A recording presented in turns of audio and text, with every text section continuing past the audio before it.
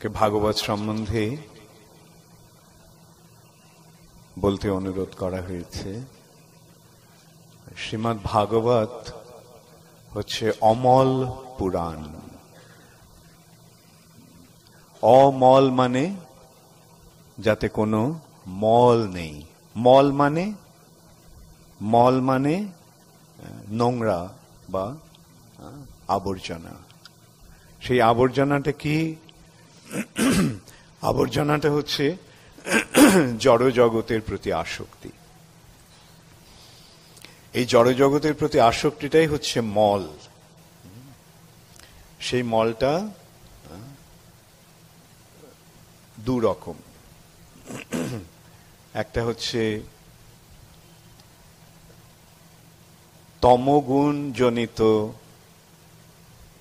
আকর্ষণ, আরেকটা হচ্ছে রজগুণ জনিত আকর্ষণ, রজগুণের প্রভাবে আকর্ষণ। রজ তম, এর ঊর্ধ্বে রয়েছে সত্যগুণ।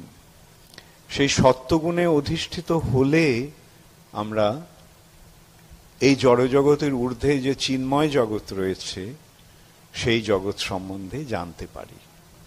যতক্ষণ আমরা তমগুণের দ্বারা প্রভাবিত থাকি, যতক্ষণ আমরা রজগুণের দ্বারা প্রভাবিত থাকি, ততক্ষণ এই বিষয়টি আমরা হৃদয়ঙ্গম করতে পারি না। তদা রজস্তম ভাবা কাম লোভ দয়াশ্চর্যে। এই রজ এবং তমগুণের প্রভাবে কি হচ্ছে? কাম, লোভ ইত্যাদির প্রকাশ হচ্ছে। অর্থাৎ কাম, ক্রোধ, লোভ, মোহ, মদ, মাৎসর্য, এই ছটি হচ্ছে জড়জগতের প্রতি আসক্তির প্রকাশ। কাম, কামের প্রভাবে আমরা জড়জগৎটাকে উপভোগ করতে চাই, বা জড়জগতের যে বিষয়গুলি যেগুলো আমাদের ইন্দ্রিয় তৃপ্তির অনুকূল সেগুলি ভোগ করতে চাই, সেটাকে বলা হচ্ছে কাম। এখন কাম যখন চরিতার্থ হচ্ছে না, কাম যখন সফল হচ্ছে না, তখন ক্রোধের উদয় হচ্ছে। কাম, ক্রোধ। আর সেই সঙ্গে কামটাকে ভোগ করার জন্য লোভ, কাম ভোগের জন্য যে বিষয়গুলি সেগুলি আহরণ করার যে প্রচেষ্টা, সেটা হচ্ছে লোভ। তার ফলে মোহ, আমরা মোহাচ্ছন্ন হয়ে পড়ছি। আর যখন সেই বিষয়গুলি লাভ হচ্ছে তখন গর্ব হচ্ছে, মদ। আমি কত বড়, আমার কত কিছু সঞ্চয় হয়েছে, আমি এই জড় জগৎটাকে কত সুন্দরভাবে আমি উপভোগ করার আয়োজন করেছি। মদ। মদ মানে হচ্ছে গর্ব, অহংকার। আর যখন আমরা দেখছি অন্য কেউ এই জড়জগৎটাকে ভোগ করার নানা রকম আয়োজন করেছে, তখন তার ফলে আমাদের মাৎসর্য বা হিংসা। কেন ও পেল, আমি পেলাম না। এই ছটিকে বলা হচ্ছে ষড়রিপু, ছটা শত্রু। যেই শত্রু আমাদের জীবনের প্রকৃত উদ্দেশ্যটা সাধন করতে দিচ্ছে না, আমাদের চিন্ময় স্তরে অধিষ্ঠিত হতে দিচ্ছে না। তাই বলা হচ্ছে যতক্ষণ আমরা তম এবং রজগুণের দ্বারা প্রভাবিত থাকব, ততক্ষণ আমরা এই কাম, লোভ ইত্যাদির দ্বারা প্রভাবিত থাকব। কাম ও লোভ দয়াশ্চর্যে। কিন্তু আমাদের চেতনা যখন এগুলির দ্বারা প্রভাবিত না হয়ে স্থিতং সত্যে প্রসীদতি, যখন আমরা সত্যগুণে অধিষ্ঠিত হই, স্থিতং সত্যে প্রসীদতি, তখনই কেবল আমরা এই ভগবত ভক্তির তত্ত্ব বা ভাগবত তত্ত্ব হৃদয়ঙ্গম করতে পারব। চেতো এতই রণাবিদ্ধং স্থিতং সত্যে প্রসীদতি। তখন এবং প্রসন্ন মনস,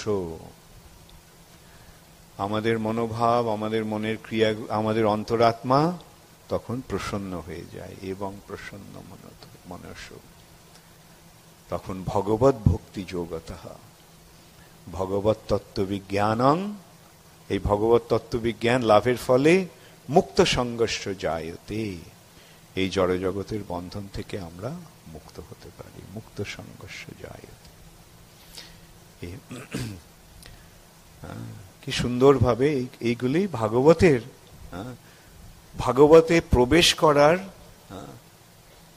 আমাদের এই পথটা এইভাবে প্রদর্শিত হচ্ছে। কিভাবে শ্রীমদ্ ভাগবতের রাজ্যে আমরা প্রবেশ করব, তখন কি হবে? ভিদ্যতে হৃদয় গ্রন্থি ছিদ্যন্তে সর্বসংশয়া। এই হৃদয়ে যে গ্রন্থিগুলি রয়েছে, যে গ্রন্থিগুলির ফলে আমরা এই জড়জগতের আকর্ষণে জড়িয়ে রয়েছি, সেই গ্রন্থিগুলি কি? এই জড়জগতের প্রতি যে সম্পর্কে স্থাপন হচ্ছে, স্ত্রী, পুত্র,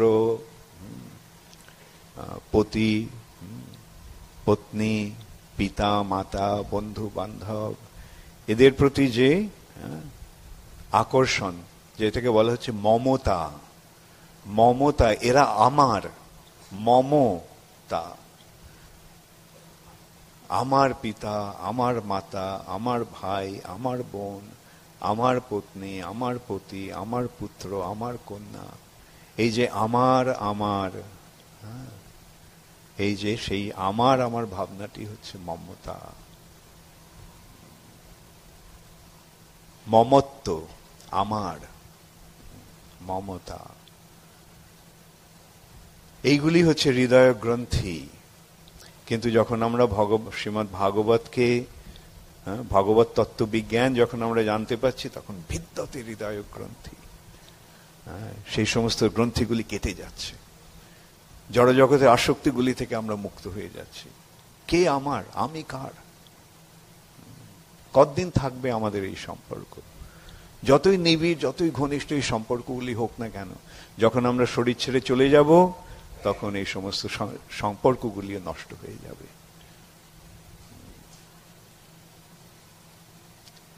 ছিদ্যন্তে সর্বসংশয়া, এবং সমস্ত সংশয় তখন দূর হয়ে যাবে, আর কোনো সংশয় থাকবে না তখন।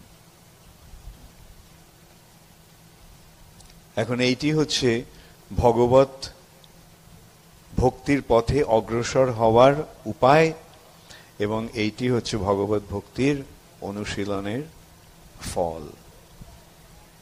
এই ভগবত ভক্তির তত্ত্ব দান করার জন্যই, এই ভগবত ভক্তি দান করার জন্যই শ্রীকৃষ্ণ এসেছেন শ্রীকৃষ্ণ চৈতন্য মহাপ্রভু রূপে। কৃষ্ণ নিজে ভক্তি দান করেন না, কৃষ্ণ তার ভক্তের মাধ্যমে ভক্তি দান করেন। তাই যখন এই ভক্তি প্রদান করার প্রয়োজন হলো, তখন কৃষ্ণ ভক্ত রূপে এলেন, ভগবান রূপে এলেন না। ভগবান রূপে এসে তিনি ভক্তি দান করেন না। ভগবান রূপে এসে তিনি তার ভক্তের প্রেম আস্বাদন করেন, নিজে আস্বাদন করেন। কিন্তু যখন এই দান করার যখন প্রয়োজন হলো, তখন তিনি ভক্ত রূপে এলেন। নমো মহাবদান্নায় কৃষ্ণ প্রেম প্রদায়তে কৃষ্ণায় কৃষ্ণ চৈতন্য নামনে গৌরত্তিশে নমঃ। মহাবদান্য, যা ভগবান কখনো দান করেন না, সেই দান বস্তুটি দান করার জন্য ভগবান এসছেন। কিভাবে? কৃষ্ণায়, শ্রীকৃষ্ণ স্বয়ং কৃষ্ণ চৈতন্য নামনে, শ্রীকৃষ্ণ চৈতন্য মহাপ্রভু রূপে এইভাবে এসে তিনি কৃষ্ণ ভক্তি দান করছেন। তিনি কিভাবে দান করছেন?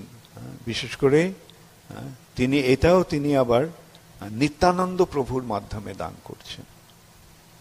তাই হেন নিতাই বিনে ভাই রাধা কৃষ্ণ পাইতে নাই। এই যে রাধা কৃষ্ণের যে কৃষ্ণ প্রেম, যা রাধা কৃষ্ণ একত্রিত হয়ে শ্রীকৃষ্ণ চৈতন্য মহাপ্রভু রূপে এসে দান করতে এসেছেন, সেটি নিত্যানন্দ প্রভুর কৃপা ছাড়া লাভ হয় না। হেন নিতাই বিনে ভাই রাধা কৃষ্ণ পাইতে নাই। রাধা কৃষ্ণকে পাওয়া যাবে না, কৃষ্ণ প্রেম লাভ করা যাবে না। সরাসরি ভাবে চৈতন্য মহাপ্রভুর কাছে গেলেও আমরা সেটা পাবো না, সেটা ভায়া মিডিয়াম যেতে হবে, নিত্যানন্দ প্রভু।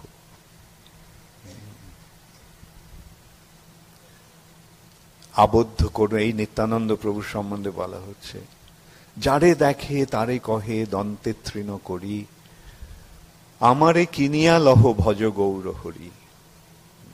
যাকে তিনি দেখছেন তাকেই তিনি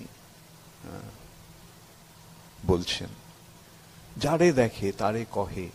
কিভাবে? অত্যন্ত বিনম্র ভাবে, দন্তে তৃণ করি, অত্যন্ত বিনম্র। ভগবান স্বয়ং বিনীত ভাবে, ভগবানের অবতার বলরাম এসেছেন নিত্যানন্দ প্রভু রূপে।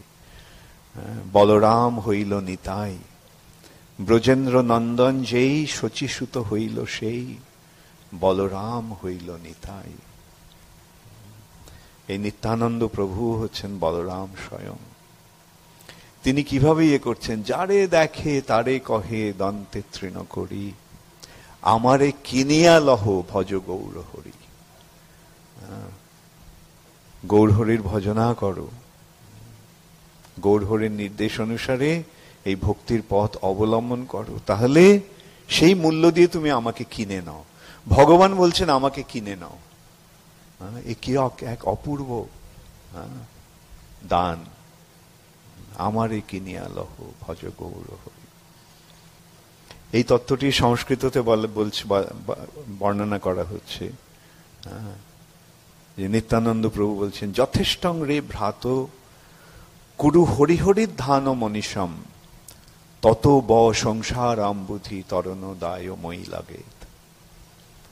যথেষ্টং রে ভ্রাত কুরু হরিহরির ধান মনীষম, তোমরা এই হরিধ্বনি করো, হরিনাম করো, সেটাই যথেষ্ট, আর কিছু দরকার নেই।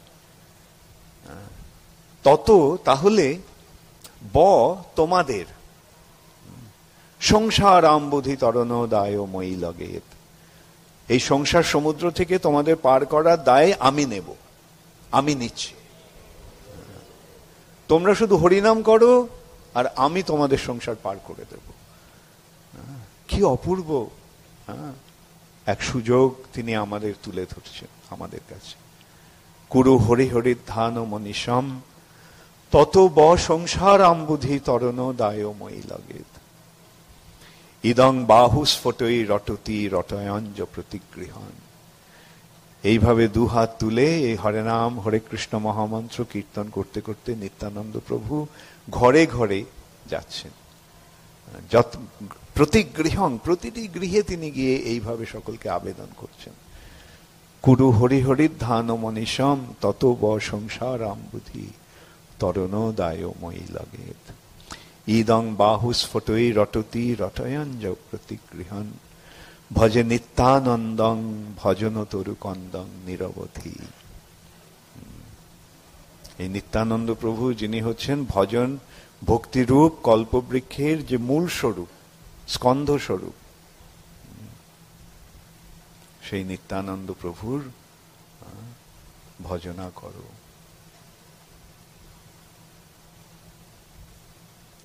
সেই জন্য বলা হচ্ছে যে চৈতন্য চন্দ্রের দয়া করহ বিচার, বিচার করিলে চিত্তে পাবে চমৎকার। শ্রী চৈতন্য মহাপ্রভুর দয়া যে কি অসীম, চৈতন্য মহাপ্রভুর দয়া যে কি এক অপূর্ব দয়ার প্রকাশ, সেটা একটু বিচার করে দেখো, তাহলে দেখতে পাবে, হৃদয়ে চমৎকৃত হবে যে এমন বস্তু তো ভগবান কখনো দান করেননি। অনর্পিত চরিং চিরাত, কোন দিন ভগবান যে বস্তুটি দান করেননি সেই বস্তুটি দান করার জন্য তিনি এসেছেন এই কলিযুগে।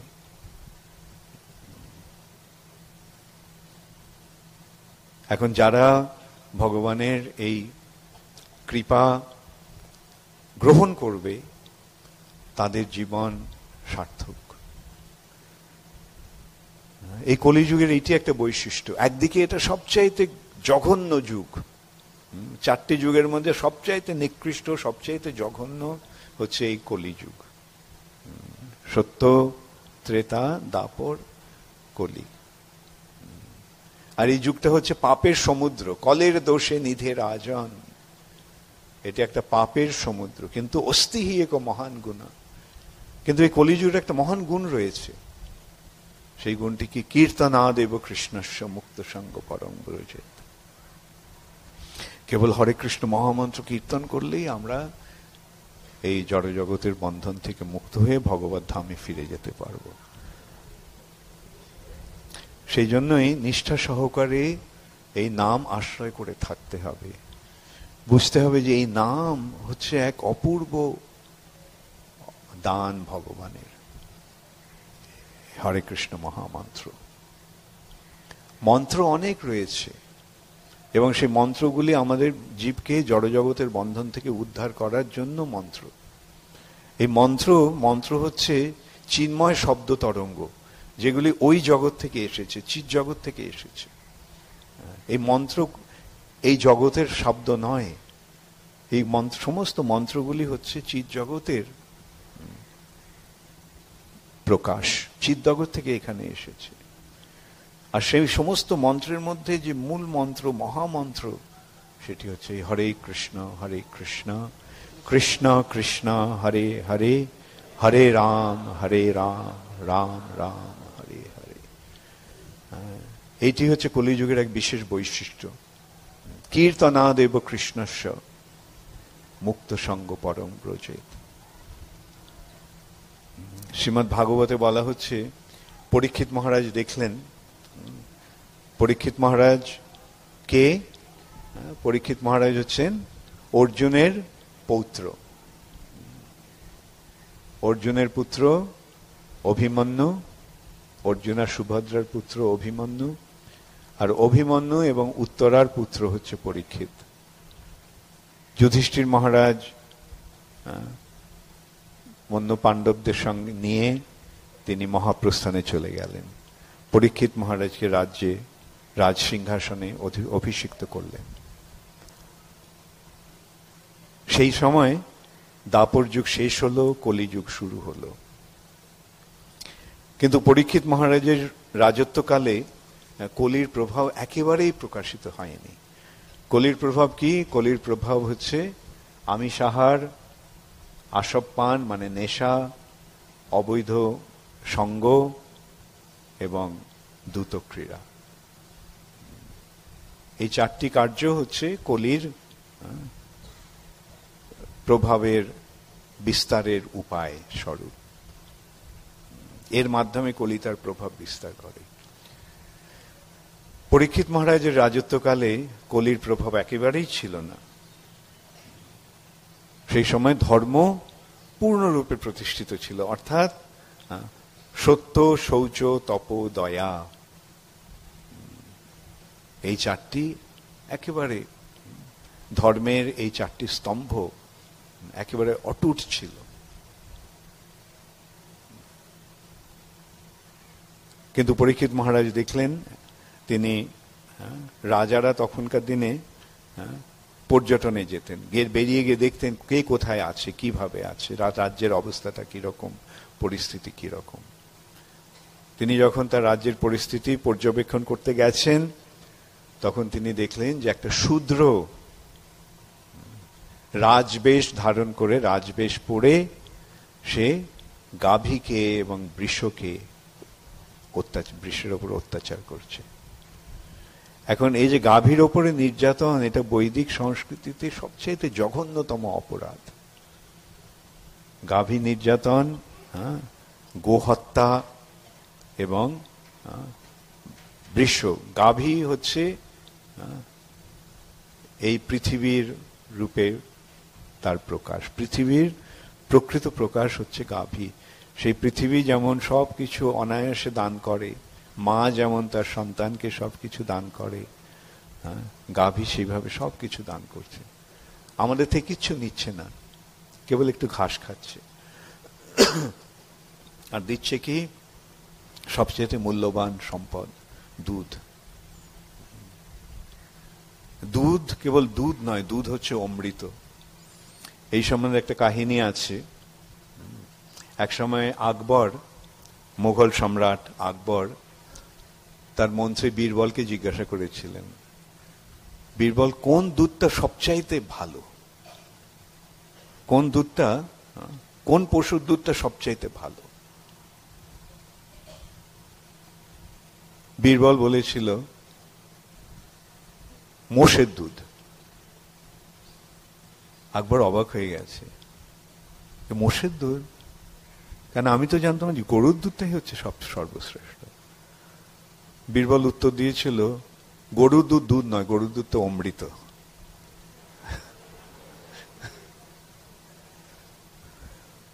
এমনই হচ্ছে গাভীর দান। আর শুধু গরু, আমরা এখন জানতে পাচ্ছি যে কেবল গরুর দুধই নয়, গোমূত্র হচ্ছে সর্বশ্রেষ্ঠ ঔষধ। গোময় এক অপূর্ব সুন্দর সার, যেটা জমিকে উর্বর করে দেয়। এইভাবে গরুর সব কিছুর কি অপূর্ব মূল্য রয়েছে।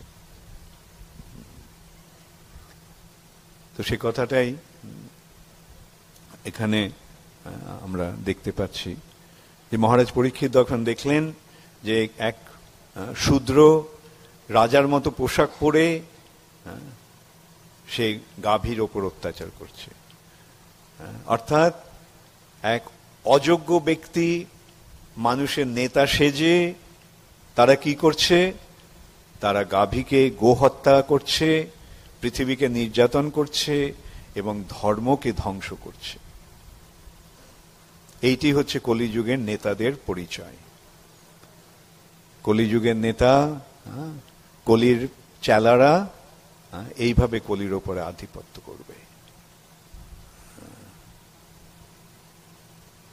ধর্মকে তারা স্থাপন করবে না, তারা অধর্মকে নিয়ে আসবে, এসে ধর্মের সিংহাসনে বসাবে। কৃষ্ণ আসেন ধর্ম সংস্থাপন করার জন্য, আর কলি আসে অধর্মকে স্থাপন করার জন্য। তাই কলির আরেকটা নাম হচ্ছে অধর্ম বন্ধু। অধর্মের বন্ধু হচ্ছে কলি, সে অধর্মকে এই যুগের রাজ সিংহাসনে বসাবে বা বসাচ্ছে। এবং তার ফলে কি হচ্ছে আমরা দেখতে পাচ্ছি আজকে পৃথিবীর সর্বত্রই কি হচ্ছে, সর্বত্রই মাংসাহার, নেশা, সব রকমের জঘন্য নেশা, বেশ্যাবৃত্তি, জুয়া পাশা ইত্যাদি খেলার প্রবণতা, এগুলি প্রচন্ডভাবে বেড়ে গেছে। আমেরিকা, ফ্রান্স, এই সমস্ত জায়গাগুলিতে শহর গড়ে উঠেছে এই পাপ কার্যগুলি করার জন্য। সেখানে যাওয়ার উদ্দেশ্য হচ্ছে এই পাপ কাজগুলি করা, জুয়া খেলা, বেশ্যাবৃত্তির সুযোগ নেওয়া, আমিষাহার করা এবং নেশা করা। তো সেই ব্যক্তিটিকে দেখে পরীক্ষিত মহারাজ তৎক্ষণাৎ তার তরবারি উন্মুক্ত করে তাকে তার শিরশ্ছেদ করতে উদ্যত হলেন। কলি সেই ব্যক্তিটিকে যে শূদ্র রাজবেশ ধারণ করে গো এবং বৃষের ওপর অত্যাচার করছে, গাভী এবং বৃষের ওপর অত্যাচার করছে, সে হচ্ছে কলি স্বয়ং। সে কলি তখন প্রাণ ভিক্ষা চাইল, যে প্রাণে মারবেন না, আমাকে ক্ষমা করুন, অপরাধ হয়ে গেছে।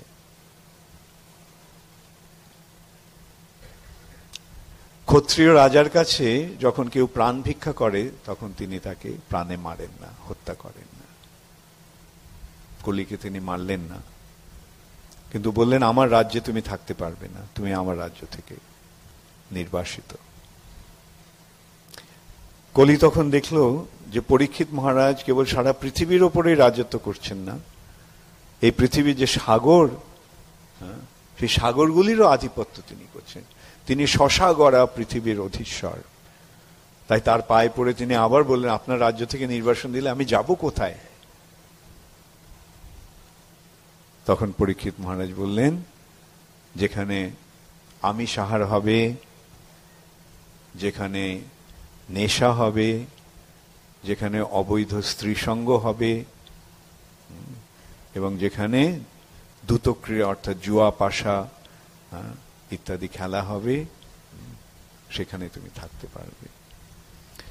কলি দেখলো পরীক্ষিত মহারাজের রাজত্বকালে সেই আচরণগুলি কেউই করছে না, সে তাই আবার অনুরোধ করলো, এই আচরণগুলো তো হচ্ছে না, আমি আর কোথায় যাব তাহলে? পরীক্ষিত মহারাজ তখন বললেন, ঠিক আছে, যেখানে স্বর্ণ আছে সেখানে তুমি থাকতে পারো, অর্থাৎ যেখানে ধন সম্পদ ভগবানের সেবায় নিযুক্ত হচ্ছে না সেখানে তুমি থাকতে পারো। এই 5টি জায়গা তিনি কলিকে দিলেন।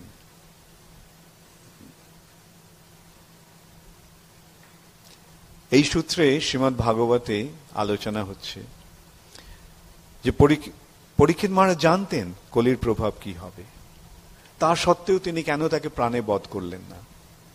তিনি কেন তাকে হত্যা না করে তাকে জীবিত থাকতে দিলেন?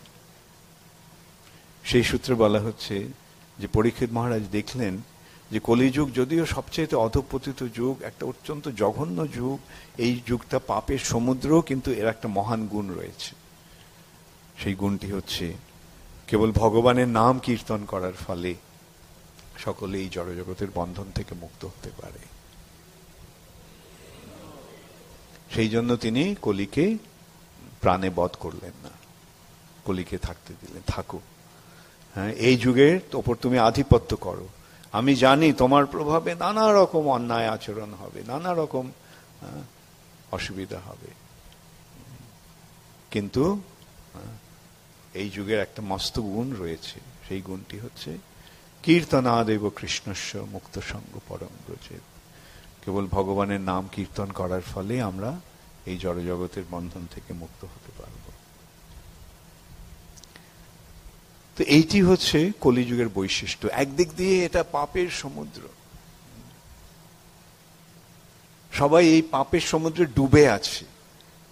এই যুগে পাপ না করতে চাইলেও আমরা পাপে লিপ্ত হয়ে পড়ছি। কিন্তু আরেকটা দিক দিয়ে একটা মহান গুণ, যে কেবল ভগবানের শ্রীপাদপদ্মের আশ্রয় অবলম্বন করলে, মহাপ্রভুর প্রদর্শিত এই ভক্তির পথ অবলম্বন করলে অনায়াসে আমরা এই জগতের বন্ধন থেকে মুক্ত হয়ে যেতে পারবো।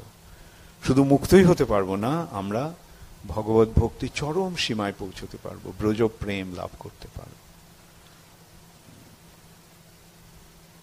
অতএব আমাদের এই যে সুযোগ যেটি মহাপ্রভু করে গেছেন, তার পূর্ণ সদ্ব্যবহার করতে হবে, তাহলে আমাদের জীবন সার্থক হবে। এই কলিযুগে মনুষ্য জন্ম লাভ আমাদের সফল হবে। বিশেষ করে এখন যখন এই মহাপ্রভুর প্রদর্শিত যে পন্থাটি, মহাপ্রভুর এই যে মহাবদান্য দান, যেটি মহাপ্রভুর কৃপায় শিল প্রভুপাদ এসে সারা জগতে, সারা পৃথিবীতে প্রচার করেছেন। কেবল ভারতবর্ষেই নয়, কেবল বঙ্গভূমিতেই নয়, আজকে শিল প্রভুপাদের কৃপার প্রভাবে পৃথিবীর সর্বত্র এই কৃষ্ণ ভক্তির প্রচার হচ্ছে। নানা রকম বাধা বিপত্তি আসছে, বাধা বিপত্তিগুলো আসছে, এটা স্বাভাবিক। কলিযুগে অপ্রতিহতভাবে এই ভক্তির অনুশীলন হবে না, কিন্তু বাধা বিপত্তিগুলো কি করছে? বাধা বিপত্তিগুলো আরো আমাদের ভক্তিকে আরো বেশি উদ্বুদ্ধ করছে, অনুপ্রাণিত করছে। সেই সূত্রে বাধাগুলি যেন আসছে আমাদেরকে আরো বেশি করে প্রভাবিত করার জন্য, অনুপ্রাণিত করার জন্য, বলবান করার জন্য এই পথে। সুতরাং বাধা বিপত্তিগুলি আমাদেরকে, আমাদের ভক্তিকে যেন কখনো প্রতিহত না করে, ভক্তিকে বাধা না দেয়, পক্ষান্তরে এই ভক্তিকে আমরা যেন আরো বেশি করে অনুপ্রাণিত করে, আরো বেশি করে উদ্বুদ্ধ করে। এই সূত্রে বলা হচ্ছে হ্যাঁ, যে ইংরেজিতে একটা কথা আছে, স্টাম্বলিং ব্লক, মানে একটা অনতিক্রম্য বাধা। এই বাধাগুলি যখন আসে তখন মনে হয় কেন অতিক্রম করা অসম্ভব, অনতিক্রম্য, স্টাম্বলিং ব্লক। কিন্তু কালক্রমে কি হচ্ছে, এটা স্টেপিং স্টোন হয়ে যাচ্ছে। ইংরেজিতে আরেকটা কথা আছে, stepping stone, stumbling blocks becoming stepping stone. আসছে যখন, তখন মনে হচ্ছে যে এটা কি প্রচন্ড বাধা, এটা তো অতিক্রম করতে পারবো না, হায় হায় আমার হয়তো সব শেষ হয়ে গেল। কিন্তু যখন আমরা ভক্তির পথ থেকে অবলম্বন করে থাকছি, তখন কি দেখতে পাচ্ছি যে না, এটা যেন অগ্রসর হওয়ার একটা পাথরের ওপর, যেমন জলে পাথরের ওপর পা দিয়ে আমরা অতিক্রম করি, সেই জলটাকে অতিক্রম করার মতো একটা যেন পাথর, যার উপরে ভর করে যাতে পা দিয়ে আমরা সেটাকে অতিক্রম করতে পারছি। এইভাবে ভগবান কৃপা করেন। এমন নয় যে আমরাই কেবল ভগবানকে ডাকছি আর ভগবান কিছু শুনছেন না, না, আমরা যখন এই হরিনাম করছি ভগবান শুনছেন। কেন শুনবেন না? তিনি তো আমাদের হৃদয়ে বসে রয়েছেন। যিনি আমাদের হৃদয়ে রয়েছেন, আমরা কি করছি সেটা তিনি দেখবেন না? তিনি দেখতে পাচ্ছেন না? এবং যখন ঐকান্তিক ভাবে আমরা তার কাছে এগোবার, তার কাছে যাওয়ার, তার সেবা করার চেষ্টা করছি, তখন কি তিনি আমাদের সাহায্য করবেন না? নিশ্চয়ই করবেন। সেই জন্য যতই বাধা বিপত্তি আসুক, আমরা তাতে প্রতিহত হব না, আমরা তাতে বাধা প্রাপ্ত হব না, আমরা এগিয়ে যাব। যত বেশি করে বাধা আসবে, আমরা তত বেশি করে বলবান হয়ে উঠব। যত বাধা আসবে, আমাদের ভক্তি তত বেশি করে দৃঢ়তা লাভ করবে, বিশ্বাস প্রাপ্ত হবে। এইভাবে আমাদের এই পথে এগোতে হবে। আমাদের সবসময় মনে রাখতে হবে যে শিল প্রভুপাদ এই ইসকনে স্থাপনা করেছেন একটা বিশেষ উদ্দেশ্য সাধনের জন্য। সেই উদ্দেশ্যটা কি? সেই উদ্দেশ্যটা হচ্ছে আমাদেরকে কৃষ্ণ প্রেম দান করার জন্য,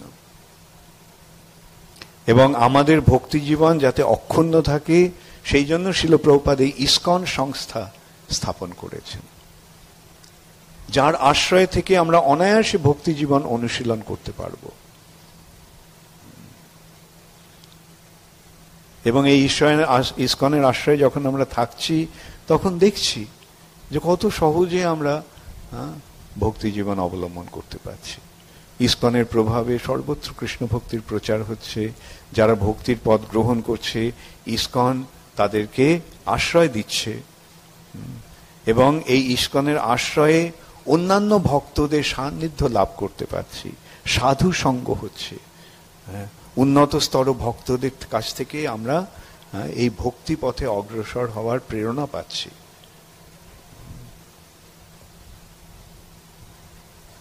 আমরা যেন কখনো না মনে করি যে ইসকন একটা জায়গা যেখানে আমরা আসি রবিবারে একটু মেলামেশা করার জন্য, যেমন মানুষ ক্লাবে যায়। ইসকন একটা ক্লাব নয়, ইসকন হচ্ছে একটা আশ্রম। লোকেরা ক্লাবে যায় মজা করতে, আর মানুষ আশ্রমে আসে ভগবত ভক্তির অনুশীলন করতে। আমরা যেন এই ভগবত ভক্তির প্রাপ্তির জন্যই যেন এই ইসকনে আমরা অবস্থান করি, এবং তাহলেই আমাদের এই ভাগবত জীবন, ভক্তি জীবন, ভগবত ভক্তির জীবন সফল হবে, সাফল্যমণ্ডিত হবে। আপনারা দয়া করে এই পথটি অবলম্বন করেছেন, এবং এখন নিবিড়ভাবে এই পথটিকে অবলম্বন করে থাকুন। এই যে কি এক অপূর্ব সম্পদ, অমূল্য সম্পদ, সেটা আমরা বিচার করতে পারবো না, আমরা বুঝে দেখতে পারবো না।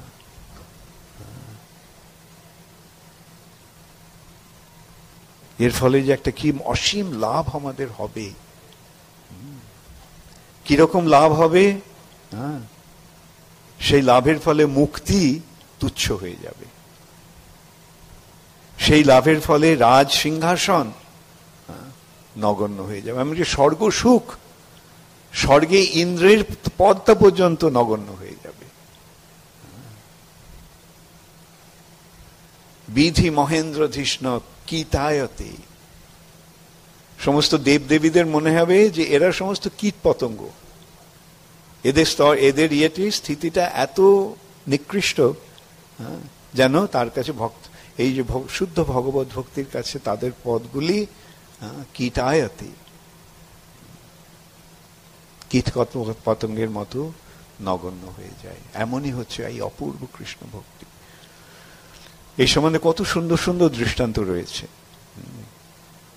আমরা যদি পৃথিবীর সমস্ত সম্পদ একদিকে রাখি আর ভগবত ভক্তির প্রতীক স্বরূপ যদি তুলসীকে আমরা আরেক দিকে রাখি পাল্লার, তাহলে কোন পাল্লাটা ভারী হবে? হ্যাঁ, ভক্তির পাল্লাটা। অর্থাৎ পৃথিবীর সমস্ত সম্পদ ভক্তির কাছে তুচ্ছ হয়ে যায়। এই ভগবত ভক্তি এমনই এক অপূর্ব সম্পদ। আর এই সম্পদটি ভগবান স্বয়ং ভক্ত রূপে এসে, শ্রী চৈতন্য মহাপ্রভু রূপে এসে, নিত্যানন্দ প্রভু রূপে এসে দান করে গেছেন।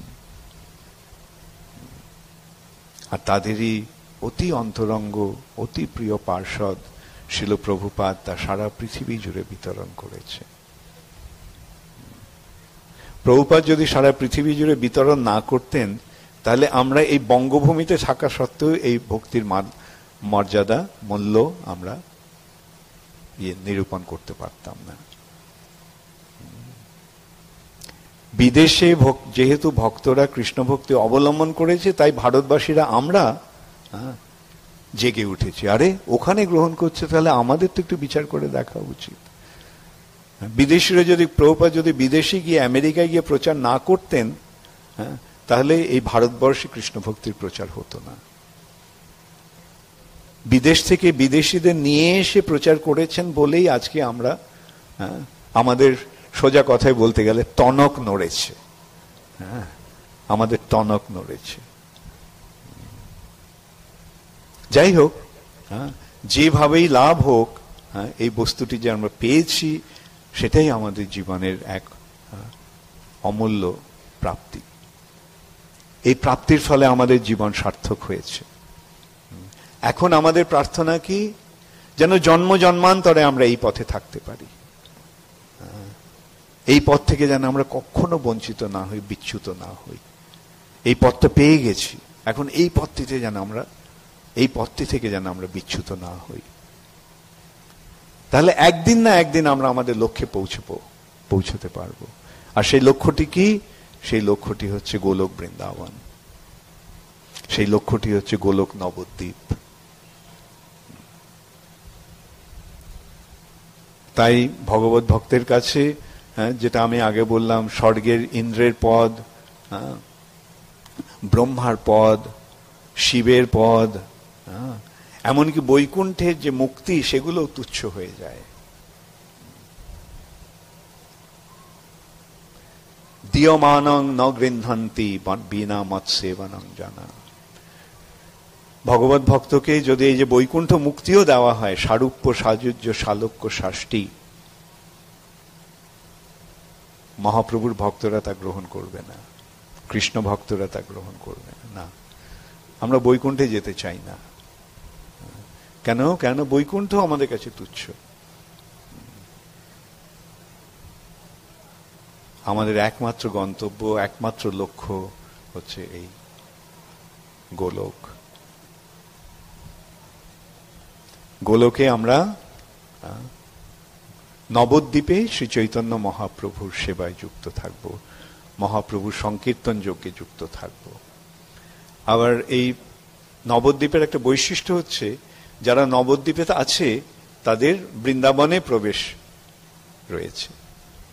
যারা বৃন্দাবনে আছে তারা নবদ্বীপে নাও আসতে পারে, কিন্তু যারা নবদ্বীপে আছে তারা বৃন্দাবনে যেতে পারে। সেটি মহাপ্রভুর দানের এক অসীম প্রকাশ, কৃপার প্রকাশ।